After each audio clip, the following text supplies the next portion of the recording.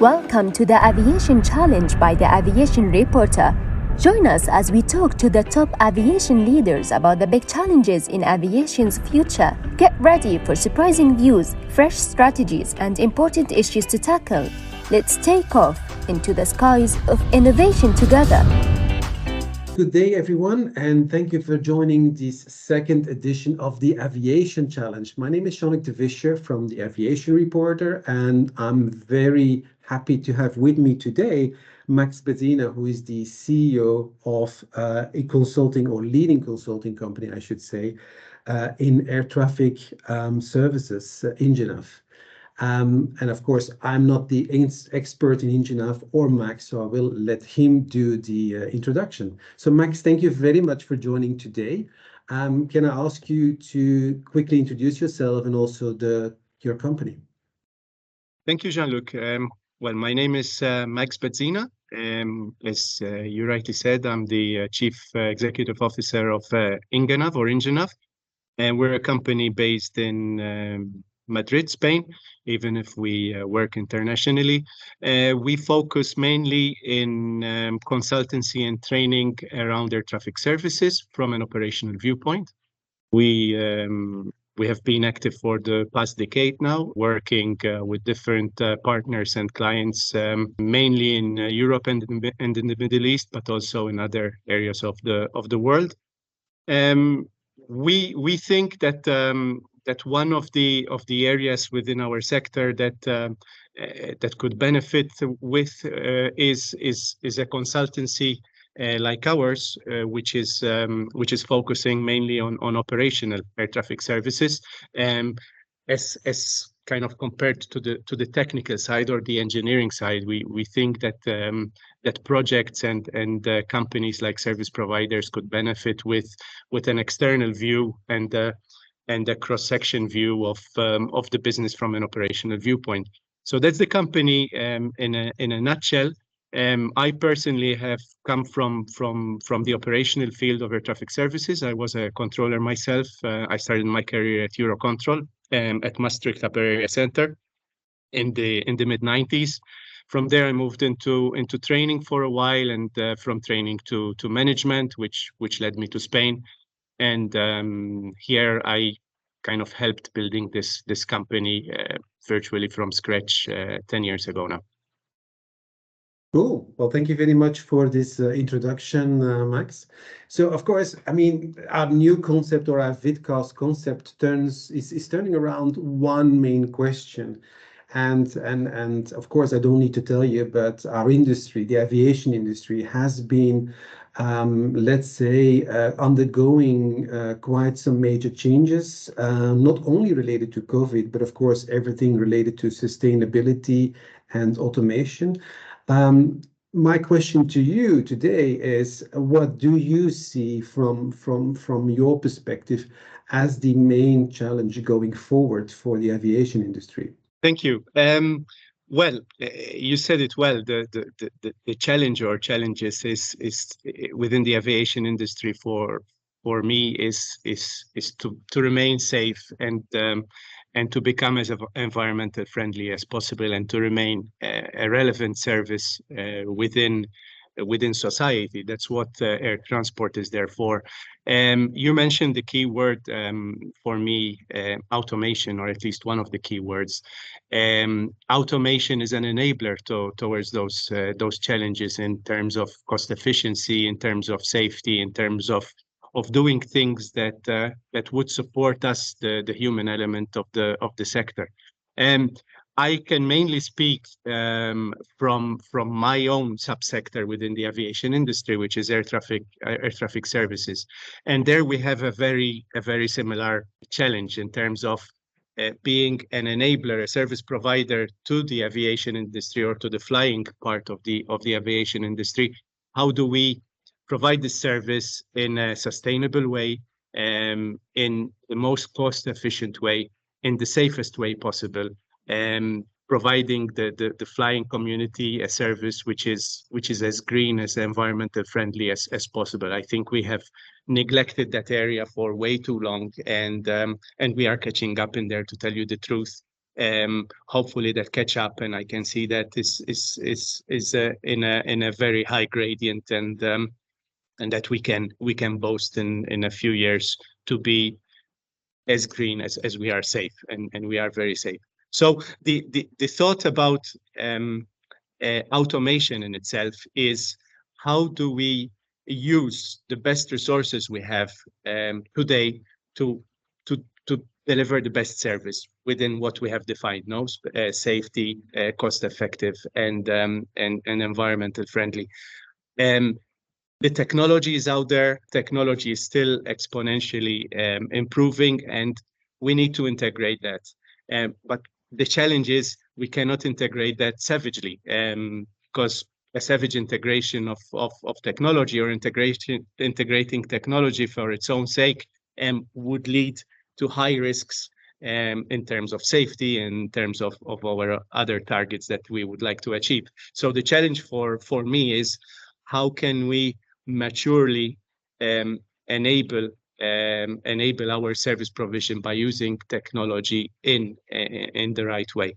Well, we are, as a company, exploring ways into helping air traffic control integrate more and more automation. And right now we are at a cornerstone in which automation is becoming more and more sophisticated, helping air traffic controllers. If I take the maybe the most visible face of our subsector, taking the right decisions and delivering the best service possible. And there a number of questions arise in terms of how far do we take automation? Do we fully automate? Meaning, do we put the air traffic controllers to one side and saying, well, the machine is in control? If the machine is in control, what would be the role of the human? What if the machine fails? Where is this interface, etc.? How can we do this ethically as well, in terms of the role of what we are trying to achieve as a society? So just a bit going backwards, today, in terms of an operational concept or a paradigm for air traffic control, is that an air traffic controller in a controlled airspace is the person finally responsible for the instructions which are issued within that given airspace. If we take a trend in the last 50 years, support to that decision making has been coming little by little, in the sense that earlier on in the 50s, before the dawn of commercial surveillance services, what the controllers had to actually take decisions were reports from the pilots, which associated with a set of procedures, knowing that if one aircraft is reporting that they are at this point and at this level, and another one simultaneously is reporting that they are in another point, we know that there is a separation, and therefore that they're safe, and we can take actions depending on that. Little by little, we started seeing the aircraft through radar technology. A bit later, we started associating information about the flights together with seeing where they are, and we started then working with predictions like trajectory predictions, which would help.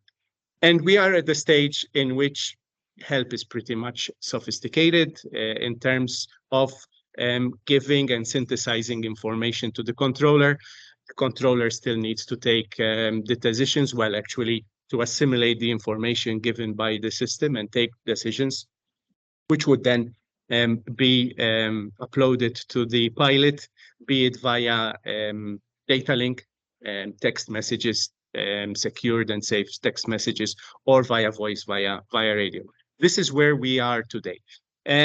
What we are looking at nowadays is whether and when and how far can we go with this automation to allow us as humans being helped with by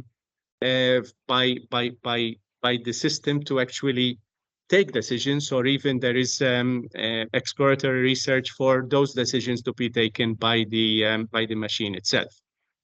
That arises well, one crucial challenge, in which who is liable for the decision-making process. If we have a mixed mode, well, is it the machine which is liable? Is it the human? What if the human goes wrong because of a machine implication, or vice versa? What if the machine gives a wrong instruction because of something latent happening behind? And who would be, first of all, responsible for resolving that issue, and second, who would be liable? And the maturity of this discussion is still ongoing. As probably all those who are listening to us probably appreciate, aviation is a highly safe environment, and a highly safe environment has been achieved by a number of things, one of which is that the maturity level of what we implement needs to be high, and needs to pass a number of checks. So basically, in my opinion, and in that of my company, is that if one day, and when one day, rather than if, we will arrive to automation dealing with a number of instructions directly to either the pilot on board or even to the aircraft, to go there, we need intermediate steps. We need intermediate steps to understand how further the automation can go.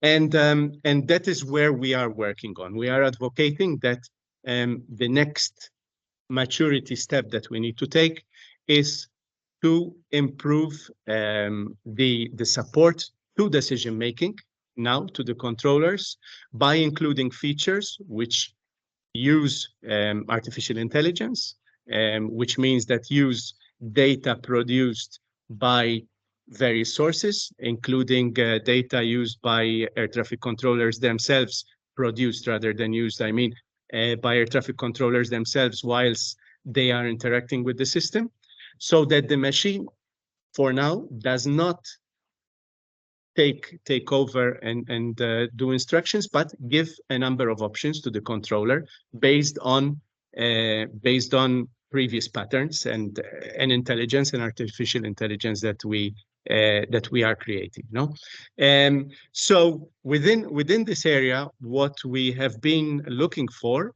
is what we call an air traffic control buddy, a help,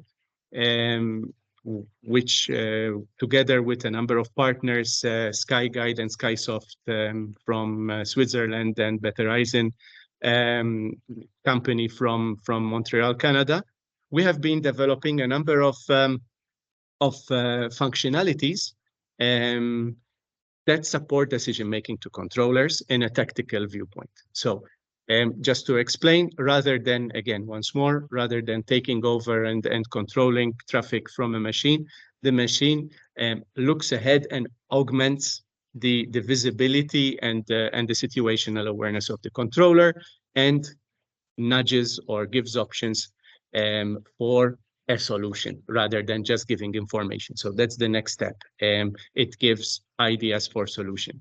And we call it an ATC buddy because that concept already exists nowadays. Nowadays, we rarely see an air traffic controller working on their own. We always work in teams. And within those teams, we have different roles in which we are doing parallel tasks, but we also have a task in which we are helping and nudging each other. And this is a bit our where we got inspired, saying, what if artificial intelligence is yet another body that would help us in doing our job, not only by giving us the information, but also by actually processing that information and giving us ideas for solutions. So we have been exploring both nominal or normal situations and abnormal situations, and we have been looking for also in the azimuth of short term, what needs to be done here and now, and the planning that a controller does, and saying, in those tasks, how can artificial intelligence help? And here we are looking at a number of features. I'm listing 4 within this project called Charlie. One is resolution advisory to conflicts. When we talk about air traffic control conflicts, it's not, we don't mean that aircraft are going to have a problem, but within a medium term, meaning a horizon of around 7 to 12 minutes, if the controller doesn't do anything, there may be a problem later on in which safety nets or safety measures might be infringed. So for the time being, what we mainly give to the controller is a warning, a medium-term conflict detection saying, these 2 aircraft need attention within your 5 minutes. What we want to do is saying not only that you need attention, however, looking at previous ways of the way we have solved or given attention to this issue in 5 or 7 minutes with using big data and artificial intelligence, this is the way you can solve the problem. So by doing that, we call it resolution advisory. So we advise on a resolution of a conflict. We give the controller saying, well, in 7 to 12 minutes, you may have an issue.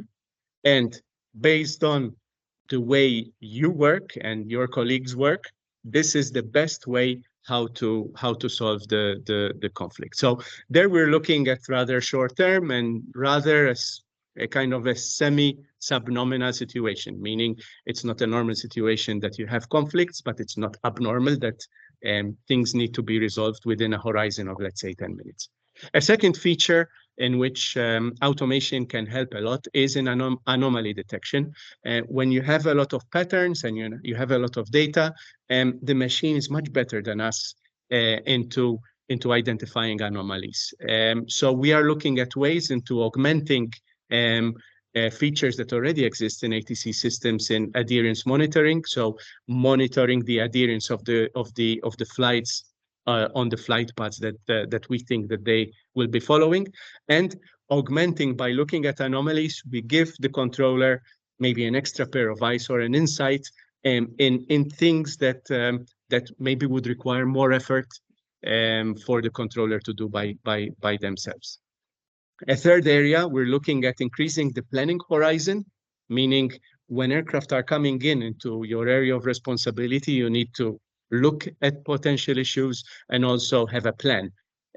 What we're trying to do is we have the idea that artificial intelligence can help us slightly expand that plan, the time horizon, and give us a more precise situation of how things may look in the middle of our area of responsibility and give us hints on how to solve this.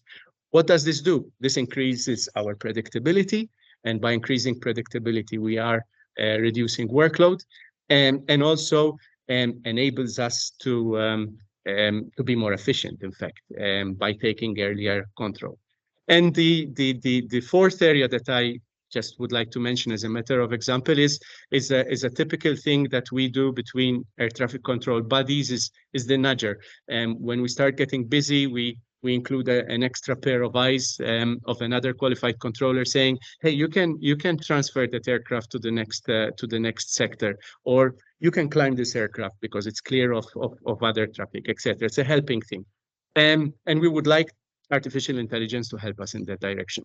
And the challenge to do that is to do it in a human-wise way, as human-centric, as we use the term, as possible. Why? Because if we change that human centricity, we're changing the paradigm of how controllers work, and that's what we don't want to do. So when we're talking about human centricity, we are looking at a few features really, and one of them is relevance. And we want the artificial intelligence to be relevant to our help and not think in a completely artificial way. We want it to think as human as possible. So when we're talking about relevance, we're talking about the right weight of the importance. If it's a low impact information, we want it to be low and not to disrupt. And if it's an important information, we want it to actually be included within the thinking process of the controller. The second thing is we want it to be timely. An artificial intelligence system may be detecting issues at I'm mentioning as an example, and it's exaggerating at this point, at an hour in advance. Would the controller be able to do anything if they are notified an hour in advance about a problem? Most probably not, because their working environment is of a shorter term. So what we want is that this kind of idea of just in time, and to be able to help each other as a human. And the third thing is that the solutions that we support the controller with should look as human as possible, in the sense that they should not look strange even if they are safe. They should look like, oh, that is how I would have done it myself, because what we want is an ATC buddy. However, the improvement is we are expecting it to be quite relevant, in the sense that if we have this kind of support, and we are doing validation tests right now, then we are reducing the workload of those two people working in the sector. Reducing the workload means that we can be more efficient, of course, and it gives us more time and more capacity to actually think about other objectives, such as being environmental friendly, such as being green, such as thinking about the most direct routes, etc. And of course, we can accommodate more traffic, because capacity, as you probably know, is an issue. Lack of capacity causes delays. Delays cause cost efficiency issues, and that's what we want to avoid in our service provision. So we want, rather than going and leap to come back to what I started from in the beginning, rather than trying to imagine a paradigm shift into saying, well, from in 10 years time, we are going into a machine centric environment in which the air traffic controller is a monitor. We are saying, well, maybe one day we will get there. However, the gap is big, and we need things to actually help us in air traffic control now, within the next 5 to 10 year horizon. And to be able to do that, there are things which we can use artificial intelligence for now, which will enable us to increase capacity, to reduce workload, to focus more on our own objectives, and to become more cost effective, and will also enable us to learn from introducing an artificial intelligent agent that is helping, how the human machine interface needs to work, etc. So rather than looking at a big gap, what we are trying to do is to slice that gap, so to speak, into smaller parts, but not unnecessary parts, by unleashing extra capacity into the system, and make it safer, and also including objectives of for the similar solutions, like using the most environmental friendly. So for me, and I'm starting to conclude a bit my my exposition, is that automation is a challenge. Well, the challenge is broader, but one of the enablers to achieve the aviation challenge is automation. However, automation needs to be implemented in an intelligent way. And for us, one of the intelligent ways of implementing automation in air traffic control is to take a stepwise approach, in which those steps are not useless steps. They're not like means to an end. They are an end, each one of them, to themselves, within which we are in each step helping the air traffic controllers unleash more capacity, reduce their workload with the baseline, meaning that they could probably be more efficient or do more with the support, and also at the same time learn to prepare for the next automation steps that will surely follow afterwards. We have technology. We need to learn how to use it. We cannot use it blindly, because we are in a very responsible sector, which is aviation, in which we have a number of very important objectives. I repeat, safety, cost efficiency and relevance, and of course, being environmental friendly. And therefore, we need to do that. and that's a bit the message that I wanted to pass. Our thought is we can get there, but we need to get there in a human-centric way, and we need to change the paradigms little by little, and with each step maturing towards more understanding of what automation brings us. And that's our stand. Jean-Luc, I don't know whether you would have any other Very questions, interesting, but take a deep breath now, Max, because you you have been going on very strong. I like, of course, the what you said about human-centric. Also the ATC body. I think that's a quite nice way of putting it.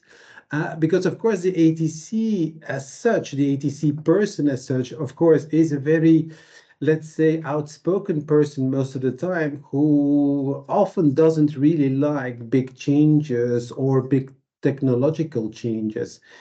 Don't you think that could be kind of an objection for a lot of the new stuff coming along? Because I remember that when e-strips began to be automated, there was also a lot of objection at the time, because you moved away from the well-known, maybe comfortable environment of using paper and then go into automation. I think that was already, well, let's say, one big step towards automation. What's your feeling about ATC or air traffic controllers accepting what you see coming on very soon? very important question to deal with. I was, and I still have actually an ATC license from an instructor viewpoint. So I understand this. The thing, just to explain it maybe to non-air traffic controllers, is that together with pilots and others, we have a very strong safety culture, which is ingrained with us from day one of our training. And what we know that has worked, we feel, not only from a non-change environment viewpoint, is that what has worked is safer than what has not been proved yet. However, I think it is less about the reticency of trying new things and more about being inclusive. So human centricity also includes within it, including operational controllers within the development of these. And any rational human being understands that things need to move on, that the environment changes, that we cannot work with 50% of the resources if technology is coming to us with the other 50%. We cannot. We have a societal as well responsibility of providing the best service. So the question is not, in my opinion, about stopping, but is about the process of how to doing this. And one of the things that I have been talking about in the last 10 to 15 minutes is actually the stepwise approach. The stepwise approach allows everybody in the system to learn and to mature. So it's for the system itself, meaning the programming, the AI, the legislation, the regulation, but also for the controllers themselves. And the other thing in terms of human centricity is not to keep all this in a black box and just kind of roll it out when it's ready. No, we need to include operational air traffic controllers. We need to have this as a normal classical change management process, meaning listening to the concerns, making a difference between concerns which are relevant and others which are simply fear of the unknown, explain, divulgate, etc. So indeed, it is a challenge. But however, I feel that challenge is more in the process of developing, therefore not to jump steps, because that would be risky, and it would be risky in all senses, even as you said, Jean-Luc, in having a community of saying, no, we're not going there because the gap is too large and we do not want to take that risk. So taking smaller steps and involving people, air traffic controllers and others, other actors, of course, in the process is necessary. And that's something that we are doing. Okay, cool. So actually 3 key elements. Automation is coming. I think it's quite clear. It's unstoppable. We need to support the ATC through a human-centric approach. That's also we were very clear, and also bring the ATC on board during the adaptation process. And so that I think are some of the key elements we need to be prepared for. So very interesting explanation, Max. Many thanks for sharing your light on this very specific approach towards the ATC. And yeah, it's definitely a challenge, and automation is everywhere. So why would ATC be left behind? And if it's a very supportive element that can really help where aviation is going to, I think we should all embrace it, as we say. Cool. Well, thank you very much for your time today. Thank you very much for the very passionate explanation. And yeah, I wish you all the best of luck in implementing automation at the ATC level. Thank you, Jean-Luc. Thanks for inviting me to the videocast, and thanks for the time and for listening to everybody. It's been a pleasure. So a big thanks from me as well to all the listeners and the viewers to the second edition of our videocast, the Aviation Challenge. Looking forward to meeting you again very soon. And thanks again to my guest today, Maximilian or Max Bezzina from Ingenuff. Thank you very much, Max, and have a lovely day forward.